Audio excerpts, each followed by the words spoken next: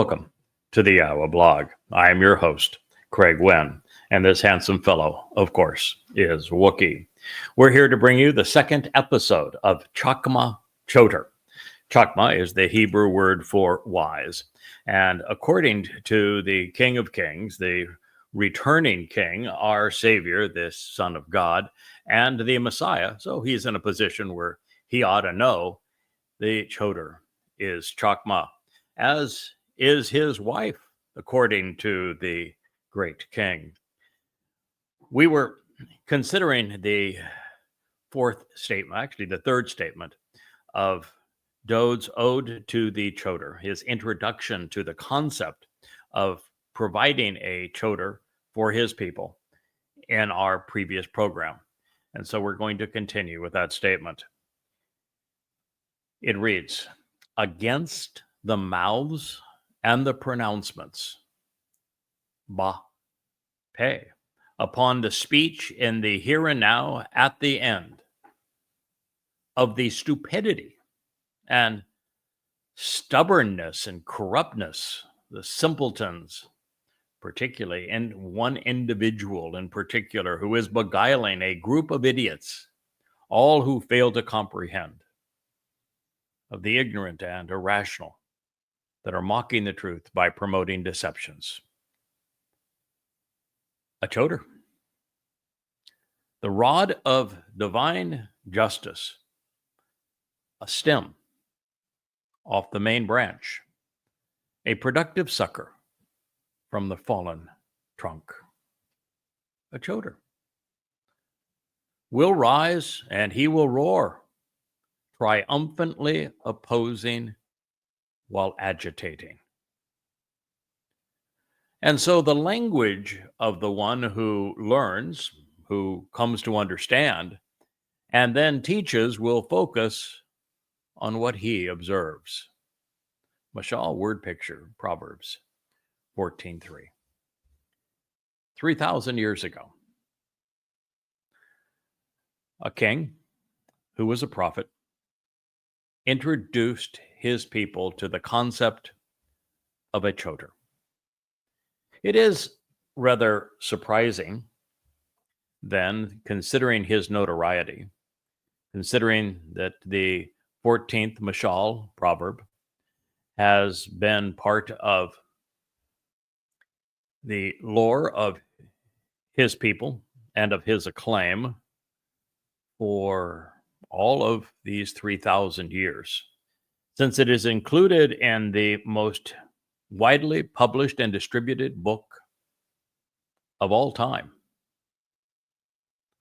that not a person on earth, not over the entire 3,000 years, recognized that Dode was speaking of the arrival of a person who would operate under the title Choter.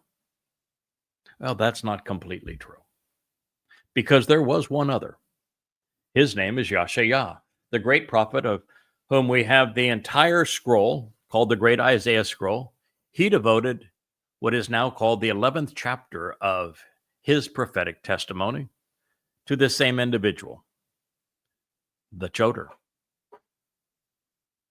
You know, it's kind of interesting that these would be the two men who would speak of this man, and the only two that would speak of him, and that they would be separated by some 300 years, although no one spoke more effectively, more eloquently, more even prophetically of Dode, David, than did Yahowah.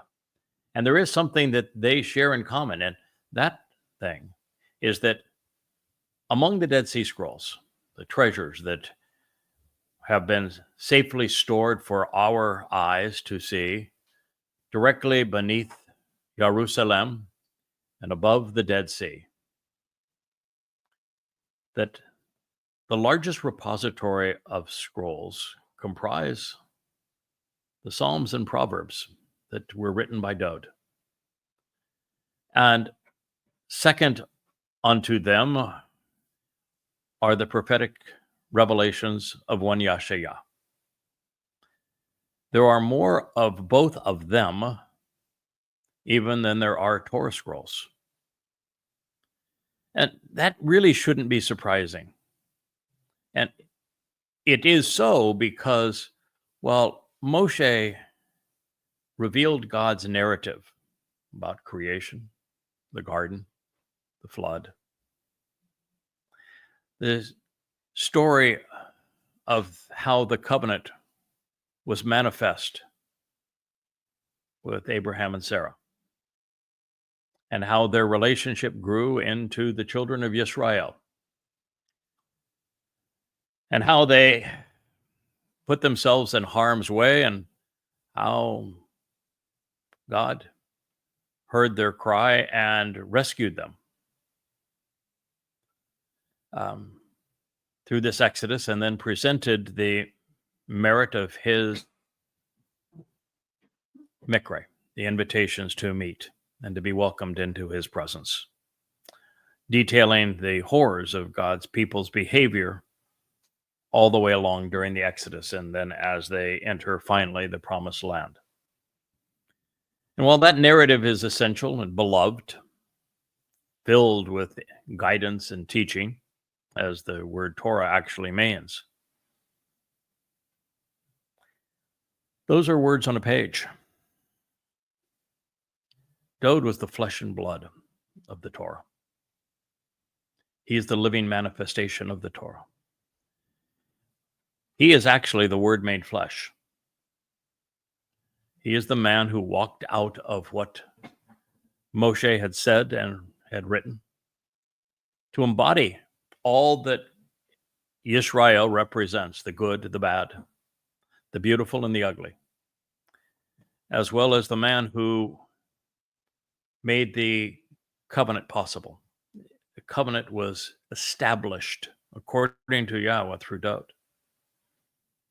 And so we should not be surprised that Dowd's lives as Messiah and King, as the Lamb and our Savior, as the returning Shepherd and King, are all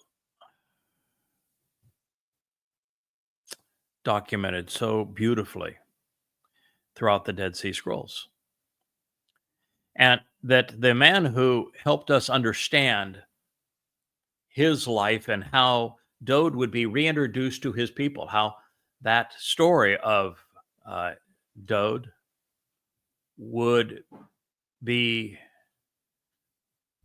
played out such that finally in the end, after some 3,000 years, what Dowd conveyed to us would be appreciated, that he volunteered to serve as the Passover lamb, perfecting the covenant family on matzah, and then signing our adoption papers so we could be enriched and empowered, inheriting all God has to give on Bikurim.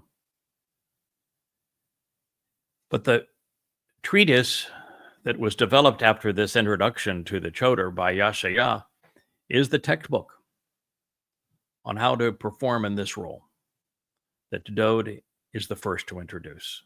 But it is rather amazing that a title that had never even been considered prior to me coming upon it, as I was writing a book called Observations. You'll see it on the shelf behind me. There's 5 volumes of it.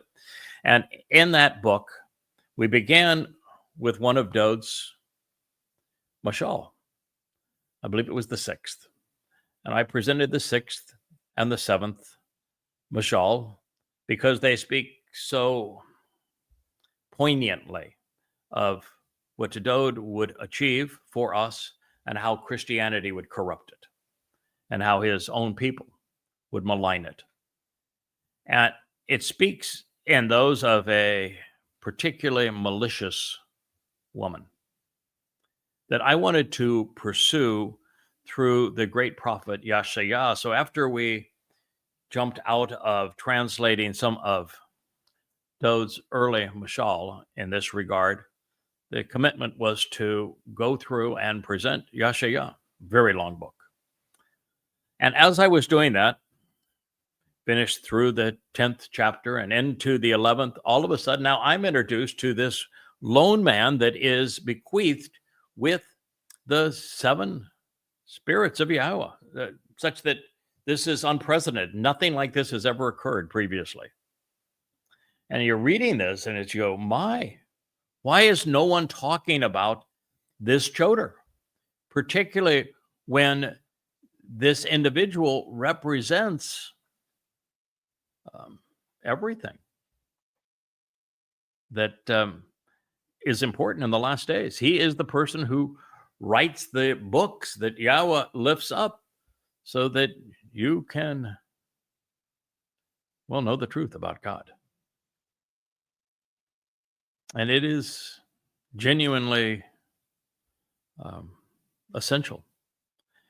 And so during that time, and you're reading Choter, and you say, wait, this is really an important term. I need to understand what it means.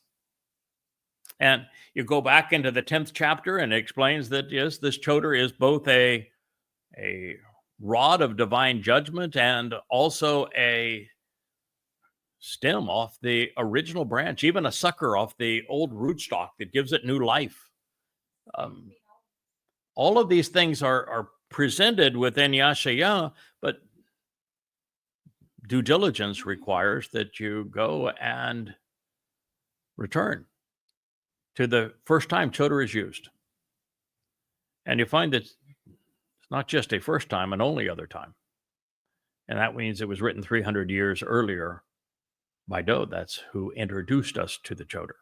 And that's what we're reading right here. So against the mouths and the pronouncements of the stupidly stubborn and corrupt, a Choter. Well, that's pretty clear. That tells you that it is the Choter that is his responsibility is to protest, to oppose the pronouncements of those who are stupid, stubborn, and corrupt. The simpletons who beguile, this group of idiots who don't comprehend, the ignorant, the irrational, those mocking the truth, those promoting deceptions. Boy, it's as if he looked over my shoulder this morning and said, well, welcome to X. It's filled with idiots. And, occasionally we even get numbskulls into our family here and Facebook. And boy, did we ever get them into our inner circle. Not once, but twice, although both were involved the same individual. I guess fool me once, shame on me. Fool me twice, or fool me once, shame on you. Fool me twice, shame on me. Is the line. I couldn't even get my own line straight there. But nonetheless, that's what happened, and that's why this pronouncement on the Choter opens speaking of a woman who imbues everything that is associated with wisdom, intelligence, understanding, being thoughtful. The woman that I met online who read my books and with whom I exchanged hundreds upon hundreds of emails over a 10-year period before we even met. Living embodiment of Chakmah. Being opposed by an exceedingly evil woman, conniving, psychotic. Evil is the word in Hebrew, which is the word right here for stupidly stubborn and corrupt. A simpleton who beguiles. A class A idiot. Evil. In Hebrew, the basis of evil in English. And so into that context is where this Choter has been established. It is my job to oppose them. And in this case, this evil woman came from a conspiracy cult. Did the same thing. They claimed my words as their own. And promoted all manner of absurdities. That cult was a little more political in its conspiracies. This one is more religious in its conspiracies. This one, of course, going back to the basis of religion in Babylon with a Mother of God, Queen of Heaven, Mommy Dearest cult. And it is the Choter's job to oppose these things. So, there are I'm sure many of you who, well, not many of you would say it, I don't think, but that have over the years complained. But by the way, we have set up a complaint box. It's a courtesy of King Dode and Nabi Yashaya, courtesy of Yahweh in Shamaim, where all criticisms can be duly filed, received, processed, and resolved. So, you got a criticism, you know where to send it. But it, it it is the job of the Choter to be argumentative. That's my job. I cannot suffer fools well and do this job. Dode couldn't either, nor could Yashaya, and nor does Yahowah. That's why I say if you got a complaint, take it up with them. 1-800-YAHOWAH. So, the bottom line here is that the job is to be opposed to those who are wrong. To emphasize this, there's not many people that have a full appreciation of why I spent the first 3 years of this relationship involved in a singular task. At Yahweh's request, he asked me to begin by exposing and condemning Islam, which I did through Tea with Terrorists and then Prophet of Doom, and now through the 5 volumes of Goddamn Religion. And our next thing on our agenda, after translating the book of Hosea and understanding God's timeline and divorce and his great hatred of religion, the consequence of religion, was to write a book called, at the time, Questioning Paul, and now renamed through the 5 volumes of Twistianity, to expose and condemn Christianity, comparing the Christian statements in the New Testament to what God actually said, to prove that the Christian New Testament is pure trash. And I did the same thing with the Quran, although with the Quran it's more, well, I'm not sure it is really any more entertaining. Both books are actually hilarious. If you read them, there's a great sense of humor that goes throughout them. Matter of fact, for us today, for those listening to this program, you'll know that today we finally dropped the Great Siratan Challenge. It is my rap song to Allah's challenge. They said that no one could out Siratan him. Oh, really? And I want to tell you, nailed it. Won the Siratan Challenge. I have my gold star and seal of approval. You'll find it prominently now posted both on X. I'm sure it's now posted, will be soon, on YouTube. And of course, it is in our family home on Facebook. So, yeah, there's some humor that goes into this as well. Religion is, well, if it wasn't so evil, it would be funny. The things people believe. I was looking at a post on my feed into Facebook this morning, and of this person that published a picture of crucifixion. They just love their dead God on a stick. And then of a empty tomb that is filled with light. And it says, absolute proof in his death that he was fully man, and absolute proof in his resurrection that he was fully God. Just think of that for a moment. That means your God can't be any bigger than a man. A dead man on a stick, as a matter of fact. A man that you can put in a rock tomb. A God you can lock up in a rock tomb. Oh, but he's really a special man God, because he could roll away the stone in front of the tomb. That makes him really God. If your God is so damn small that he's about my size, you don't have much of a God. If your God is so anemic that, as you claim, Jews killed him, then maybe you're worshiping the wrong thing.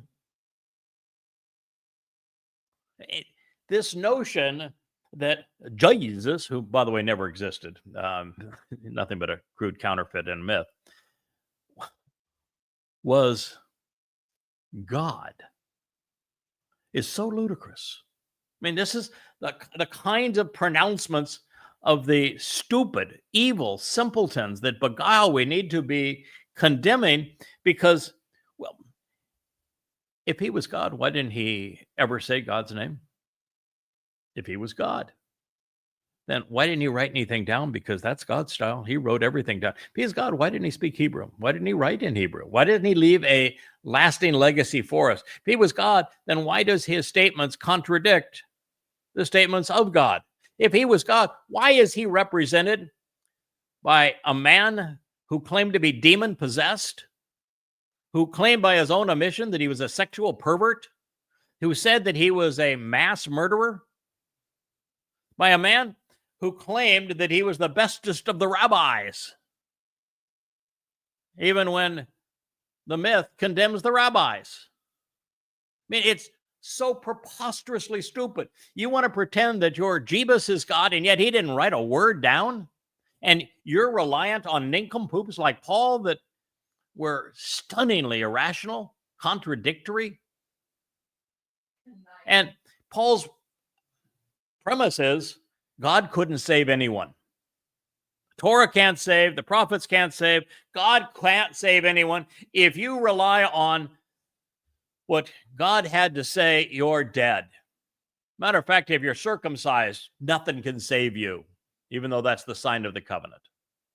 The Torah is incapable of saving anyone. All it can do is condemn. So, because God realized, boy, I must be a total failure at all of this. In fact, I don't even know my son's name. I thought it was Dode. I thought Dode was the Messiah. I thought Dode was the Savior. I thought Dode was the king. But evidently, I am really as old as he says I am.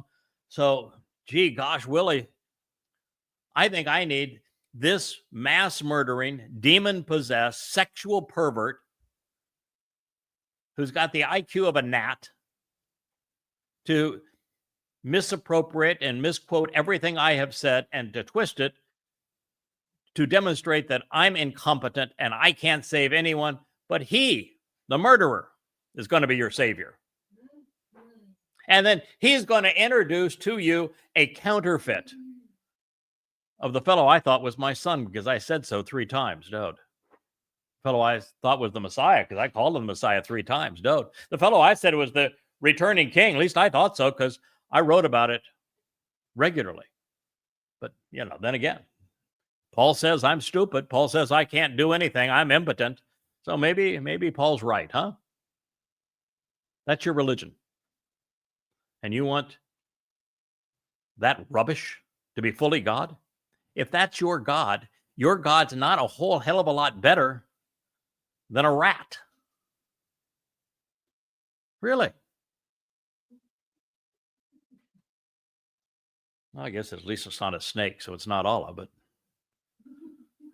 that is what Allah Akbar means, by the way, is Allah's a rat, but maybe we've found something here. What do snakes eat, by the way? Rats. Who are Muslims killing? Okay, so here we are. The Choter's job is to do as I'm doing. Speak out against the pronouncements and the stupidity of the stubborn and corrupt.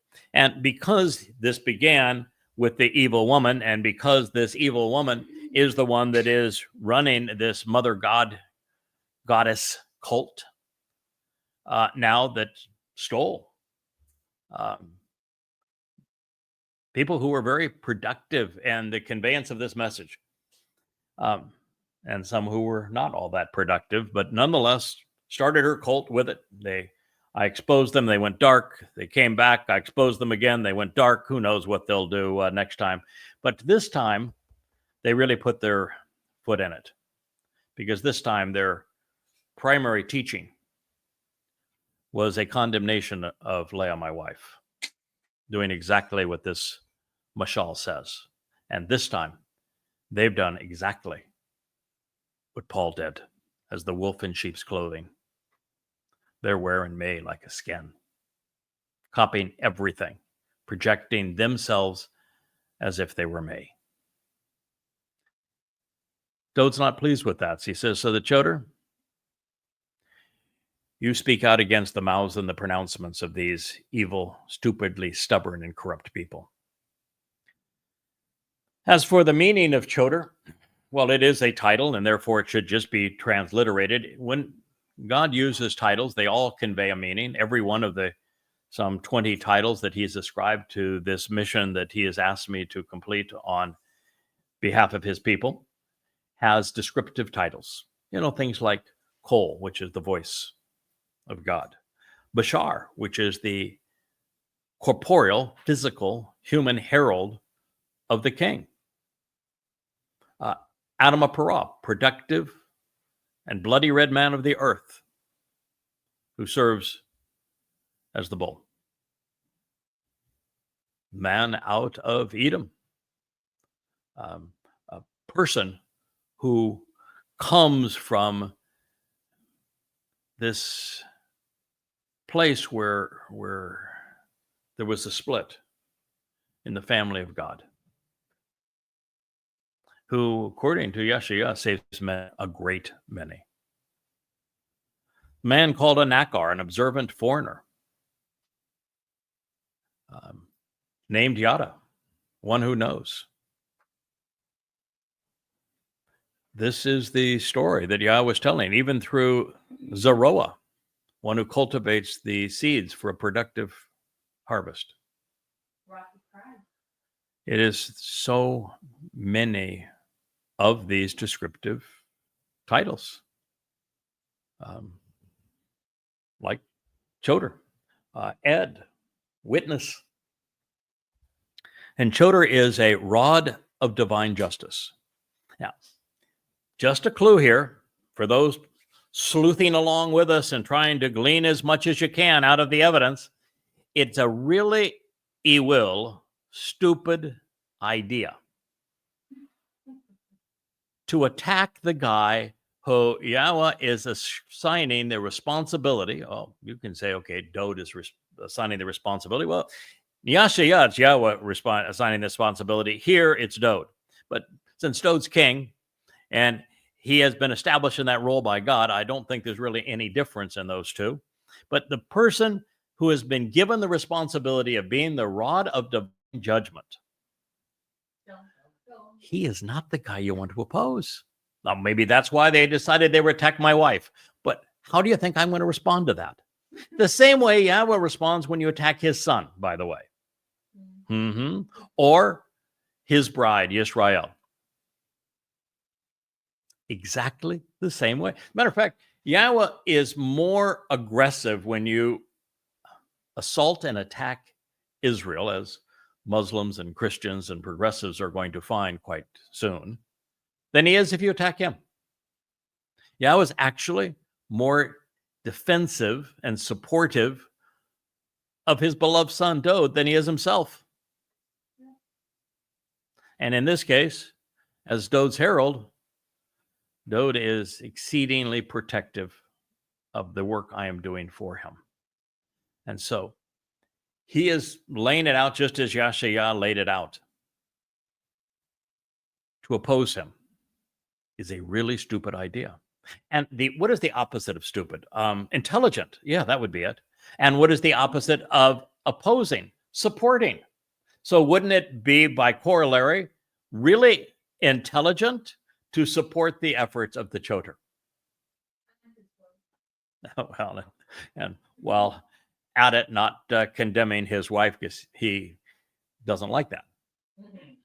I constantly tell the world when they show pictures of Gaza being obliterated, I said, it turns out Jews don't like it when you rape them, terrorize them, mutilate them, burn them alive, abduct them.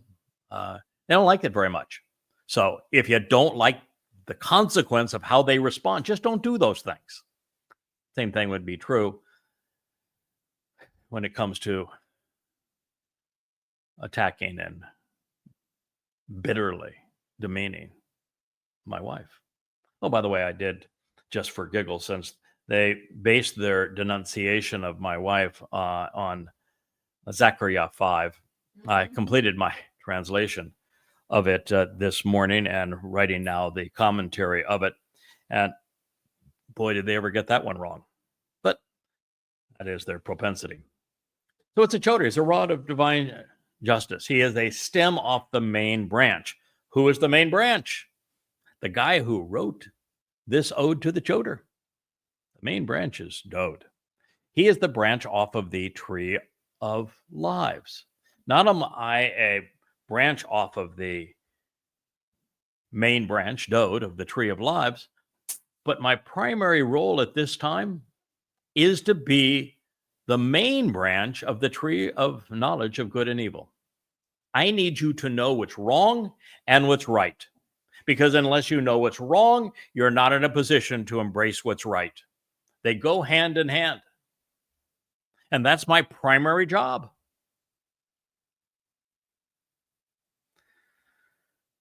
And he's also a productive sucker from the fallen trunk. And that is essential, because when you read what Yahowah would write about being firmly established and nurtured and grounded in the rootstock of Ishe, of one who stands out and noticed, and therefore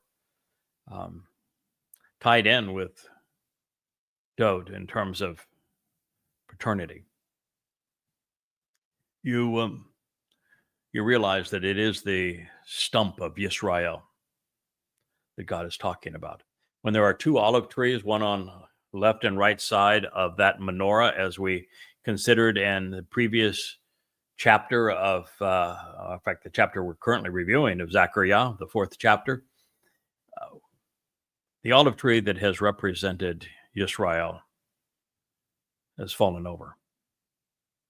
And it's just a stump left. And so the roots still have life.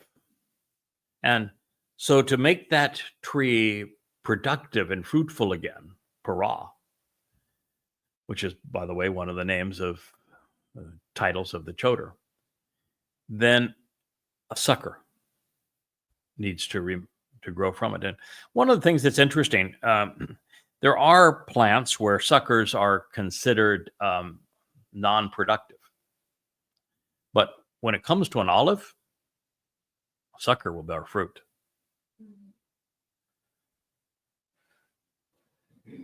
And this says, Dode says, that this Choter will rise and he's going to roar.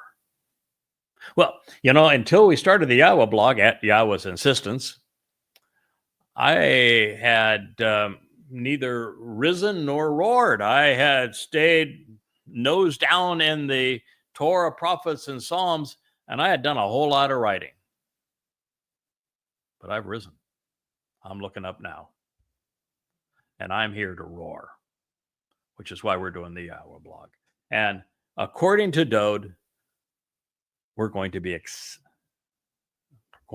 successful. We're going to triumph. And in particular, in opposition to the numbskulls, to the religious, to the political, to the conspiratorial, to those who are traitors. And we're going to agitate them. I'm pretty good at that.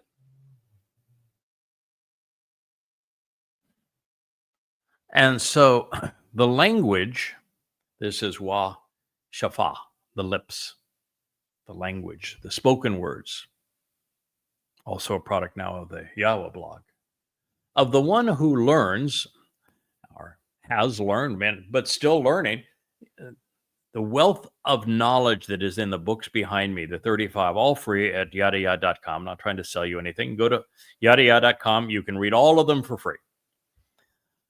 They average about 650 pages to 700 pages a piece, and there are 35 of them. It's a lot of material to process.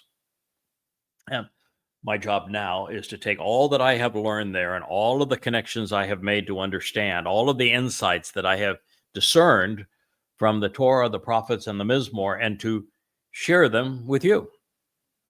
The purpose of the YAHOWAH blog. And in doing so, my approach has to be the same as was Dode's, as was Yahowah's, as was Moshe's, as is YAHOWAH's. And what is that? They actually spend more time exposing and condemning religion than they do telling you the truth. And the reason for that, until you understand that your religion, well, is as stupid as calling the dead man on a stick fully God. Until you understand how stupid, till you have an appreciation for the fact that the Quran is the most vile, deadly, demonic book ever written, and you can walk away from it and discard it, just as you walk away from the demon-possessed authorship of the Christian New Testament, and you get past the rabbinical scum who erased Yahweh's name and position themselves as authorities over God. Till you get past all that, you're not in a position to even process the truth. You're certainly not in a position to approach God. You can pray all you want. God doesn't give a damn. Never asks anyone to pray anyway. You can bow down all you want. That's fine for you too, but I can tell you that anybody that's bowing down to God doesn't know him, and he doesn't know them. You can worship all you want, but if you're doing that, then you're demeaning God, and he has no interest in you. God who doesn't want to be worshipped, wants to be known and respected and listened to, and for us to respond to what we hear him say, which we hear by reading the Torah, the prophets, and the Psalms.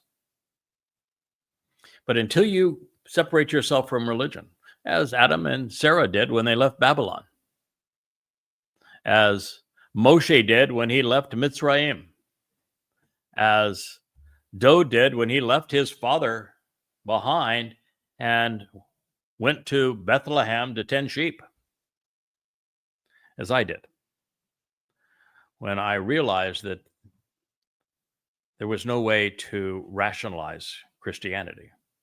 There were too many unanswerable questions, too many conflicts.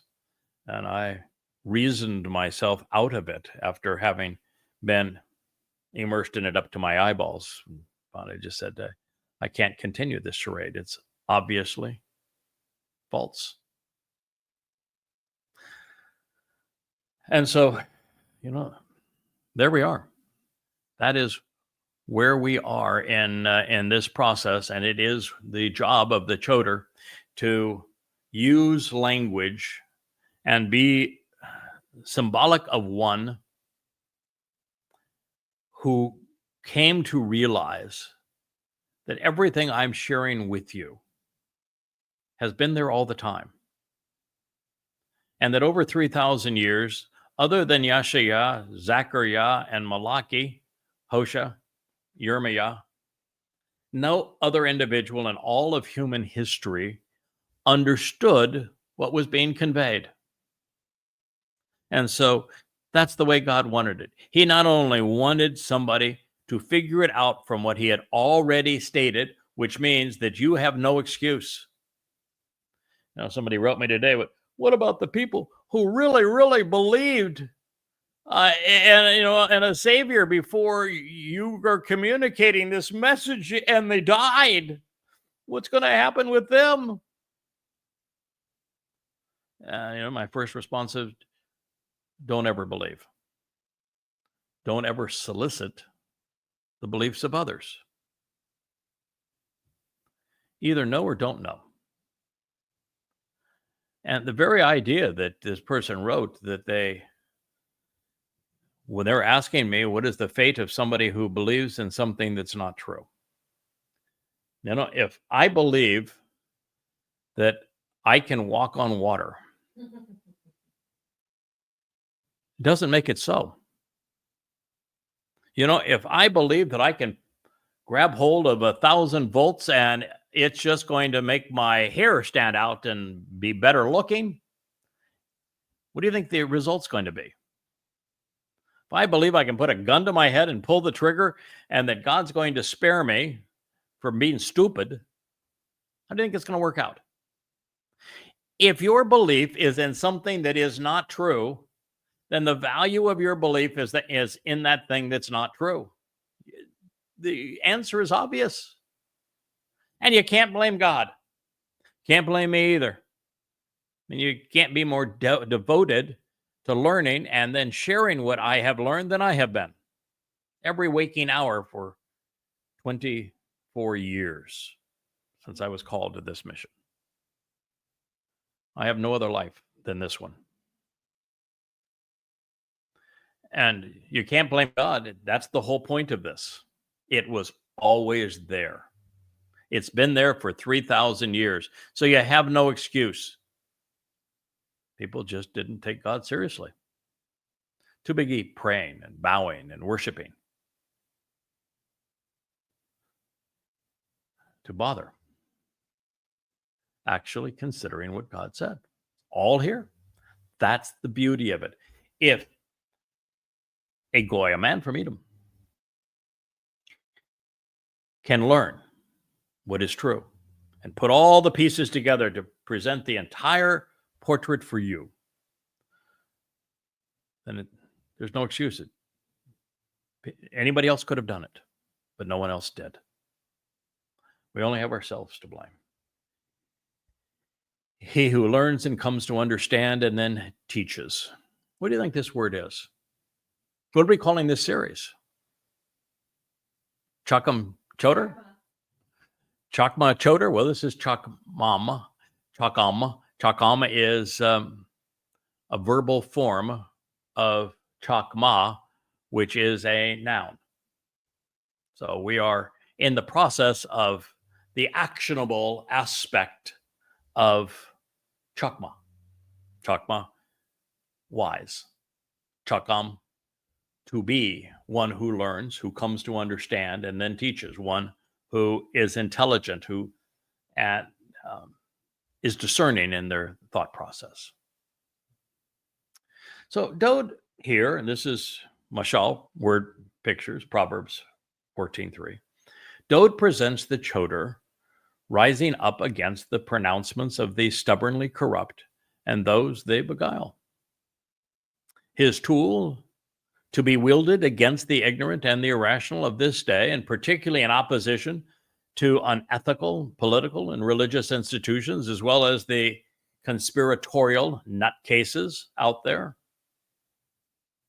is to be forthright, to share what he has learned, to shut them down. His style is to roar rather than whimper. A few shows ago, I said, "Oh, calm down a little bit. You're roaring." Of course I'm roaring. My job to roar. I'm a bull. Have you ever seen a demure bull?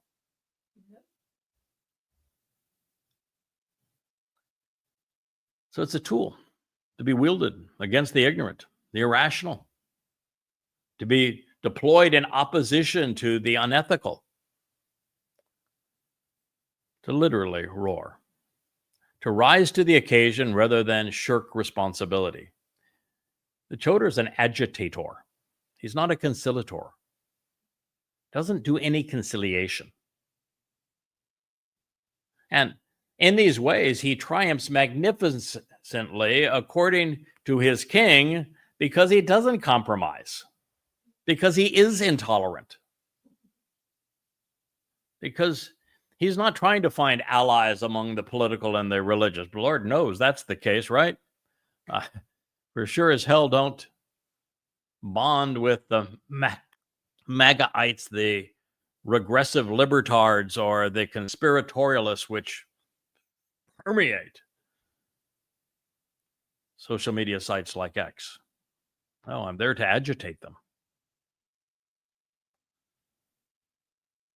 Also worth noting, when combating idiots, the Choter is more a rod of divine justice, whereas he becomes a productive branch when sharing what is learned. His fort will be the spoken word, affirming that Yahowah was serious about the transition here from writing to speaking. Dode and Yahowah were obviously on the same wavelength about this 3,000 years ago. I was just late to the party.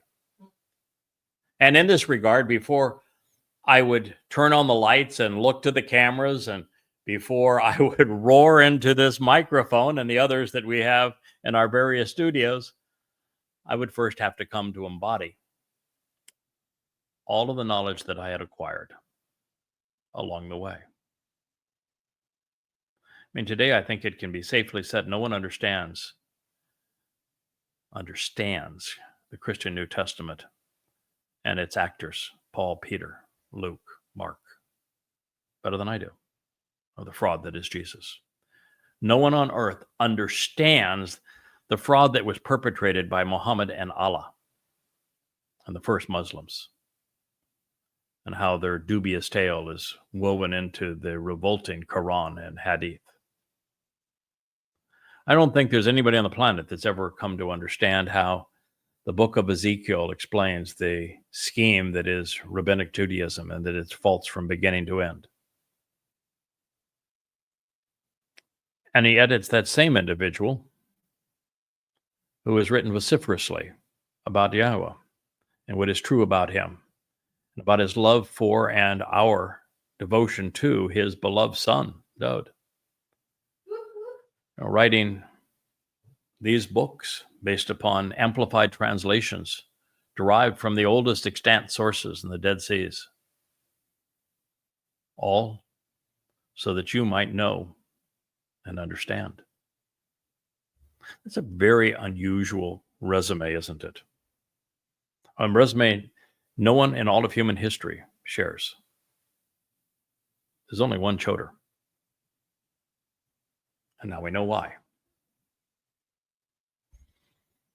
In Dowd's Mashal word picture, we see the Choter following in the footsteps of the prophets who have enlightened him, because he is as devoted to exposing and condemning what is wrong as he is to revealing and affirming what is correct. That is one of the great mysteries of Christianity and Judaism, even to some extent Islam. They all claim that the Torah, prophets, and Psalms were inspired by their gods, and yet the primary theme in the Torah, prophets, and Psalms is goddamn religion. God hates the stuff, and yet they're all religious. How can you claim that books that expose and condemn religion and do so without compromise were inspired by your God if you're out promoting a religion? Think, people. It says that what the Choter is devoted to exposing and condemning is indeed wrong, as is the fact that what he is revealing and affirming is correct. But of course, he will be excoriated for this by those who are rational, that he, in fact, excoriates. And that he will do so now in social media, which is where you have the broadest voice, where your voice is amplified.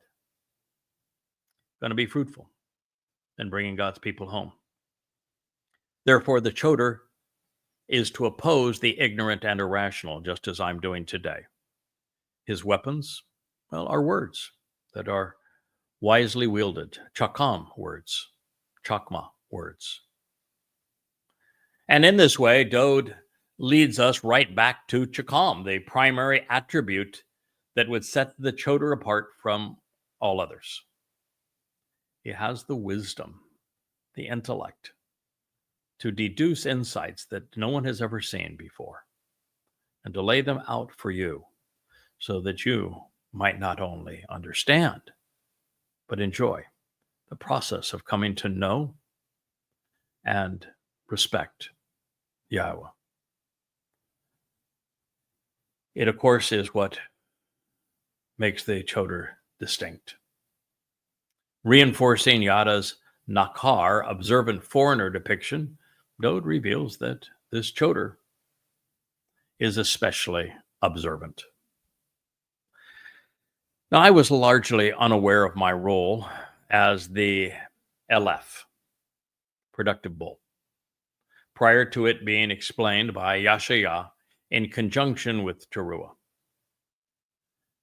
And it was there that I read about the role the Parah plays as it,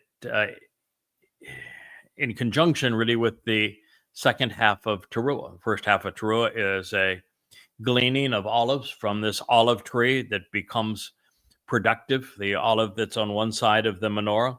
It is gleaning of those olives. But the second half of Towrah, to the backdrop of a solar eclipse on the Shabat, the Saturday of September 24th, is about me as a Aleph, as a Par, as a Parah, which is just a productive bull, making it possible for the surviving remnant of Yisrael to live. That's the purpose of the Adam Parah. And Yahowah, turns out, has lots of terms for bull: par, para. Aleph is one of them. We're going to even hear a fourth in this pronouncement. Dod's vocabulary was rife with these words as well. He knew them.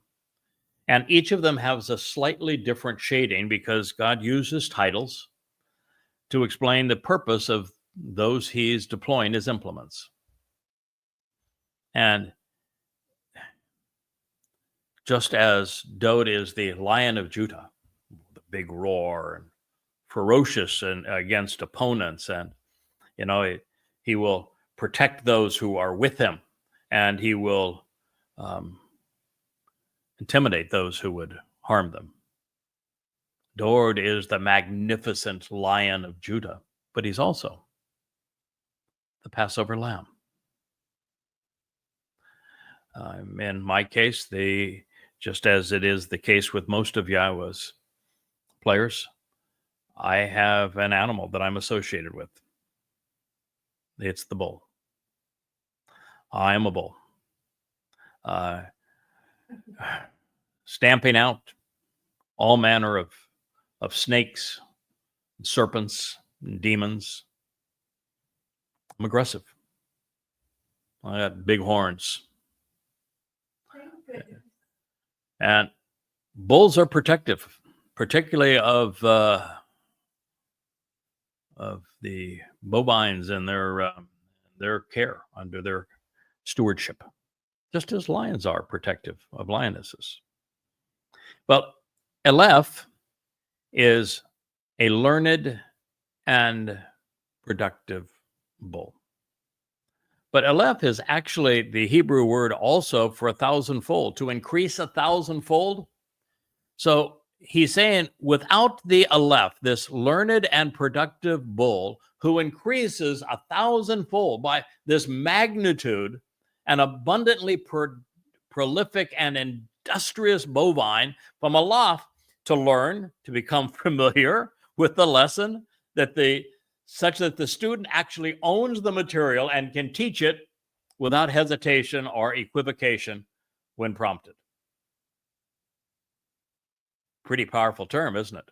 And by the way, it's a term that Yahowah uses in the second of the three statements he wrote on the first of the two tablets, where he tells us that those who are closely examine and carefully consider the terms and conditions of the covenant, that there will be thousands of them who receive Yahowah's mercy, compassion, love, and adoration.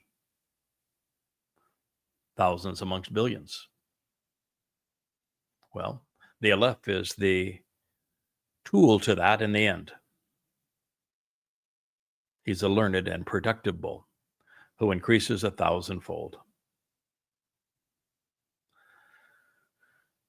Listen to this.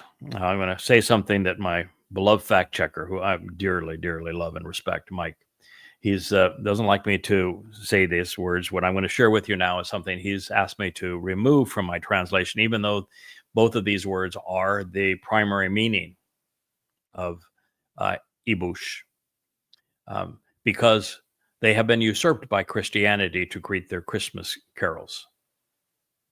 And, well, now we know where they got their material. But because Christians have pilfered the things of God, means that rather than us negating the things that they've stolen, pretending that they don't exist, giving them to them, as Jews did when they didn't defend the fact that Dowd is the Son of God and the Messiah and our Savior, when they had all evidence that says this is true, they went ahead and let Christians steal that from them. Well, I'm not of that mindset, so I'm going to tell you exactly what these words mean, and we're going to have to ponder the implications because, well, folks, they're profound. I read them, and it took me a while just to process it, because this provides far more credit to and responsibility to the Choter than anything I ever signed up for. But nonetheless, I made a commitment that I would go where the words lead, regardless of what they have to say. Dowd is speaking of the Choter, and he says, without the Aleph, this learned and productive bull, who increases 1,000-fold, the manger and the crib are empty.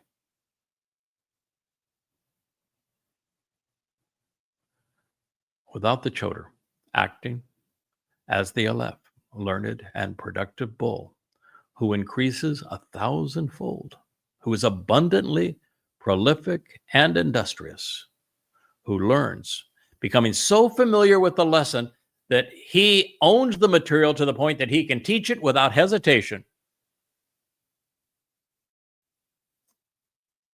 Without him, the manger and the crib, where the flock would live and be nourished, where the children of the covenant would be born and protected, would be empty. Now, that's a lot of responsibility for a person. Now, of course, the Choter is given, as we now know, the 7 spirits of Yahweh to make this happen. He has the endorsement of the King of Kings going for him. And God is the responsible party that's going to make this so. But nonetheless, God works through people, and through this Choter, through this learned and productive bull, who increases 1,000-fold, the manger has sheep. The crib has children. And without him, they don't. Think of that. I mean, the responsibility of that. And then put it in the perspective of what we know. According to Yahweh, and the evidence is clear, from 3000 BCE, when Dowd wrote these words, for example, when he explained in first person that he was going to fulfill Pesach, Matzah, and Bakorim, that he said, I am going to be that guy that is crucified, that I'm going to be the one who takes your guilt into Sheol to deposit it there so that you're perfected, and then I'm going to be the firstborn of firstborn children. When he wrote about that, and we find in all of his Mizmor that he's constantly talking about his role that he has volunteered to fulfill. And we come upon Yahweh's name, and we come upon the terms and conditions of the covenant, and we come upon the purpose and the meaning of each of the 7 Moed Mikre and what they contribute to us, and when they have been fulfilled and will be fulfilled, and by whom. That none of that was known from the time that of the last prophet 2,500 years ago to the time that Yahweh asked me to perform in this way. No one. God said, I looked for someone. I never found anyone who would listen to me. Not a single soul knew any of this. And then, wham. Yahweh says, you're my guy. I'm going to make it possible for you to know this. And once you know it, you're going to share it with my people. You're going to write it down and then speak it out. And if that did not occur, there wouldn't be a single member of the covenant family. There would be no Shabuah harvest. There would be no Teruah gleaning.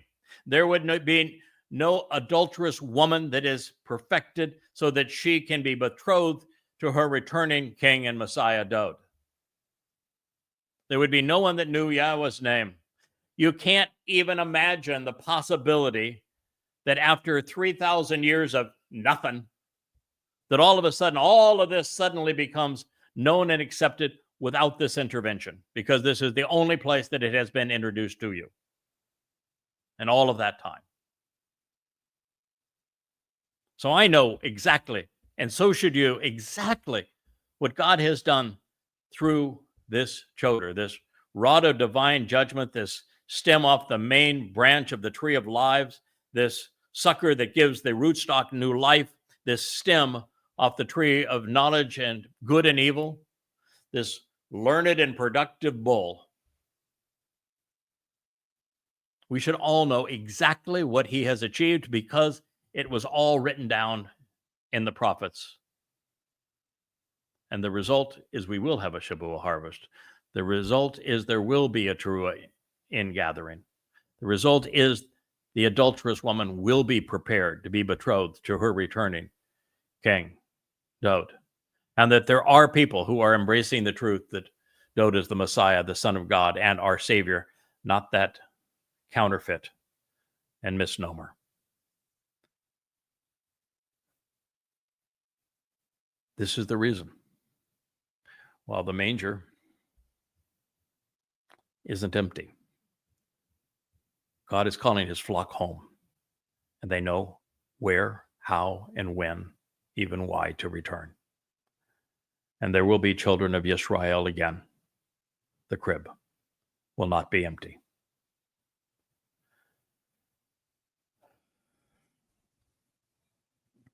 That's just half of Mashal Word Pictures 14:4.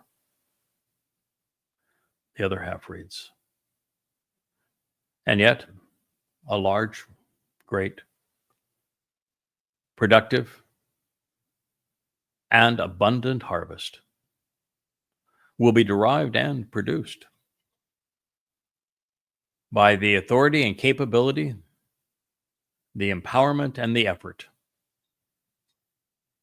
of this shore, observant bull, of the thoughtful and responsive bull on this journey, who possesses what he sees, to processes what he sees, to comprehend, and then cares enough to help others perceive the same. So, a great and productive, an abundant, a widespread and plentiful, a rob, an impressive harvest will be derived and produced, tabuah, yielded and gained, of great value by the authority and capability, the empowerment and the effort, the koach, through the qualifications and the resources of this shore, of this observant bull, of the thoughtful and responsive bull, on this journey, who possesses, processes what he sees to comprehend, and cares enough for everyone else to share it freely and openly.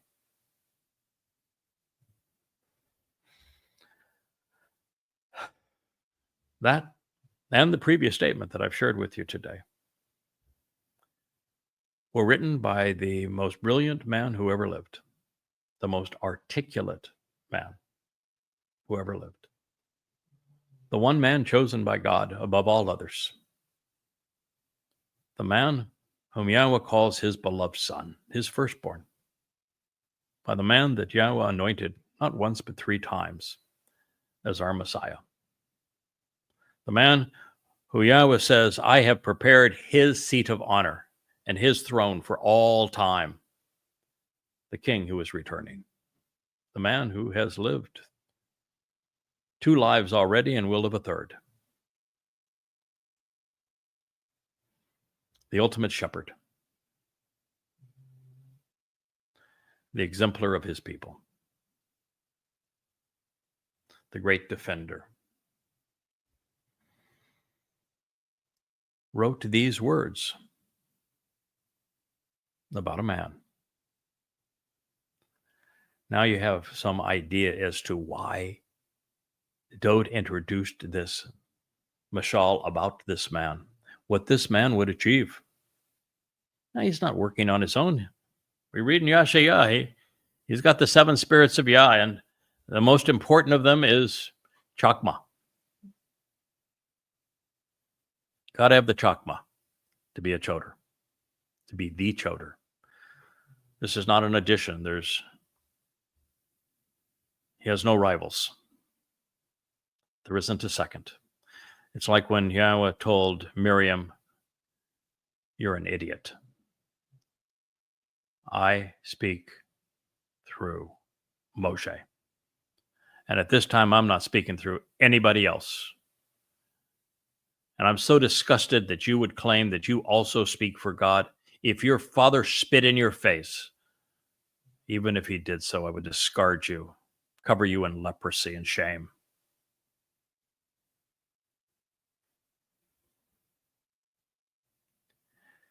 This is a big deal.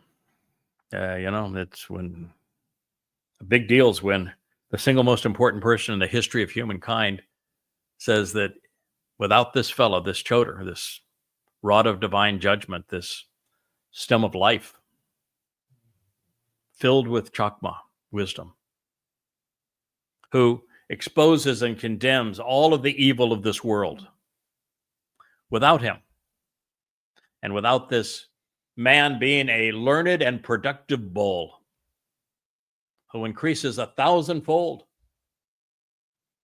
there's no sheep in the manger. There's no children in the crib. It's all for naught.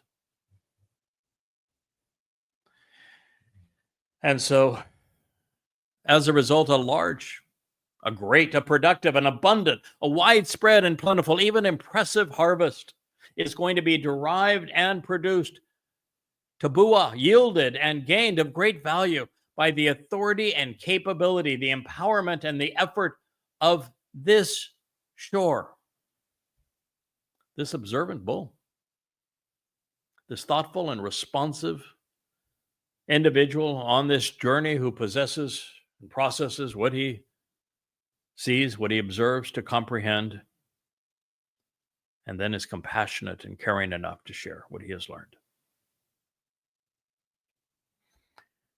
Now, ladies and gentlemen, this is as remarkable, wonderful, intimidating as anything we'll ever read.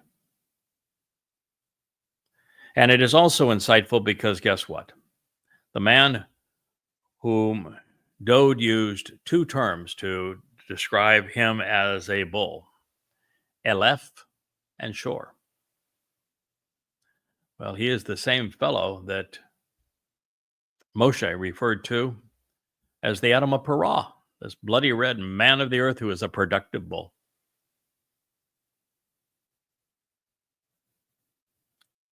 All the same. Adam of Parah, Shor, as well as Eleph. He's also the Zeroah and the one responsible for cultivating the Shabuah and Teruah harvest. And here we find Dode affirming that this bull will be exceedingly prolific, producing a harvest that is 1,000-fold what would have occurred otherwise. In fact, the math is not just 1,000. It's a very great number because you can't have 1,000-fold none. Now, it's not totally true because Dode has already been one. And so 1,000 times one would be 1,000. And we can be assured that Abraham and Sarah and Yishak, Jacob, Leah is certainly there. And Noach and his sons and his wife's sons would certainly be there. Shamuel is certainly there. Koleb, Yahusha ben Nun, Moshe's successor, would be there. Of course, Moshe, if I haven't already mentioned him, obvious. Deborah, yeah, absolutely. And so when we look at the people who stayed the course,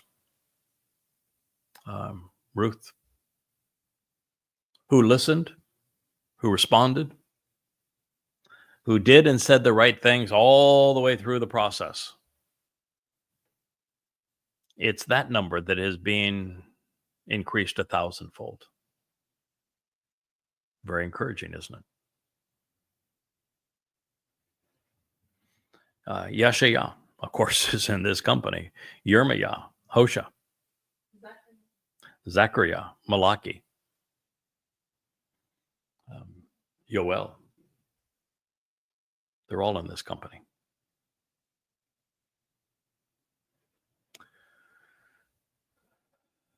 Further, the Choter is doing what I have done, which is to allow to learn, becoming so familiar with the instructions that God has conveyed to us that he comes to own the material, which is why at this point Yahweh said in mid-December, enough, you've written enough. One more book is going to have very little incremental benefit. I want you to start speaking to my people. Now, he didn't tell me to stop writing. Matter of fact, what I'm sharing with you now is something that I have written for the final book that I will publish. Coming home for. It's called Bashar Herald. It comes from that book. I would love to be able to share this as a PDF, which maintains the formatting and our Facebook family, but Facebook doesn't allow PDFs, and everything that you post there loses its formatting.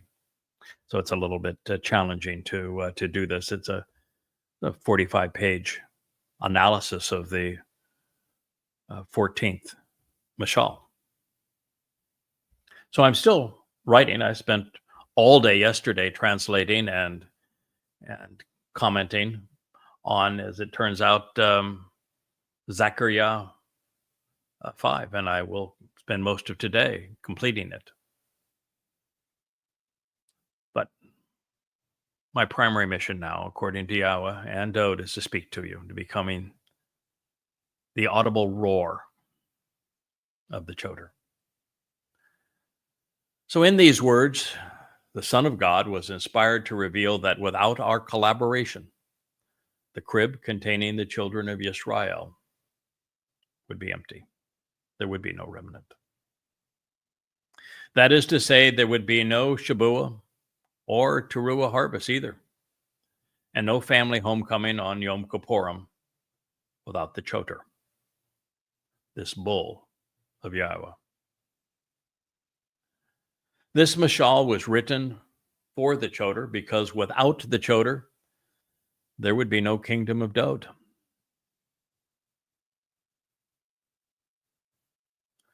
As big deals go, this rivals the most important in the human experience. Now, doesn't change the fact that the Choter is the lesser luminary that reflects the sun's light. And in that regard, making the kingdom of Dode possible is one thing. Doesn't change the fact that it's the kingdom of Dode. And I can tell you for certain, I'm not jealous. As a matter of fact, if I could back down 1,000,000 notches such that there wasn't this much responsibility in serving my king and our God, our king and our God, I'd gladly do so. I'd gladly go back to anonymity. But that is not God's intent, and I'm going to honor their intent. So I'm going to continue to roar. Now, recognizing that King Dode just stated that without the bull who serves as the Choter, the covenant's crib would be barren. We must not overly credit the Messiah's herald. Yeah, those are big pants to wear. That's a tall order to fill. However, apart from what Yahweh does with him and through him, enables for him, Yahweh is just a man. flawed and as inadequate as all other men. But God does his best work through flawed implements. Look at Daud. Look at Moshe. And yet, even though Yahweh does his best work with the likes of the Choter, in the Choter's case, God gave me every advantage. I would have to be an ignoramus to screw this up. So long as I'm willing to devote the time, so long as I stay focused, so long as my brain continues to function as it does, and I remain reasonably articulate, so long as the processor continues to work, then with the benefit of the 7 Ruach of Yahweh and of Chakmah being the first of the special capabilities that are being provided by the Spirit of Yahweh, it is by working together that we will produce Rab, Tebuah, an abundant harvest, both widespread and plentiful, even a harvest of great value. In this regard, Daud, of course, is speaking of the Moedim, the restoring witnesses to the promise of the Shabuah, 7 Shabat, harvest, and the Yom Teruah, day of the herald, and all that will happen on these days. Therefore, we are reminded that the Choter is operating on Yahweh's schedule, on his authority. He's empowered and enabled by Yahweh's Spirit. And that notwithstanding that Yada is the bull, and he is going to be industrious, and he's going to invest the effort to prevail. And since the evil woman that was depicted here has turned the Ruach into mommy God, let me remind you that when Yahowah was inspired to write of this Choter, to write the textbook on proper chotering, he made it very clear that the Choter would be empowered, enabled with the 7 spirits of Yahweh. And I can tell you, this bull ain't no woman. And he isn't God. And so if 7 spirits of Yahweh, 7 Ruach of Yahweh don't make one mom, then I can tell you one doesn't make a mom either.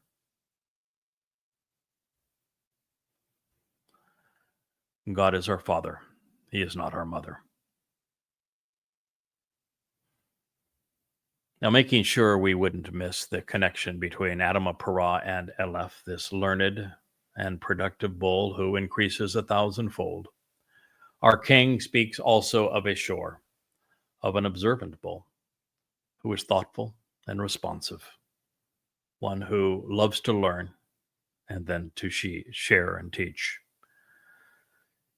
He knew these things because Daud was a prophet, and he saw the events as foretold by Yahshua and Zechariah in advance of the others.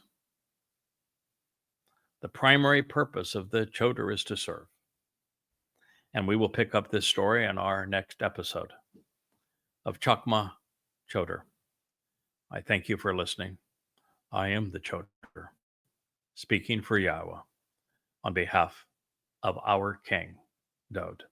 Thank you for listening.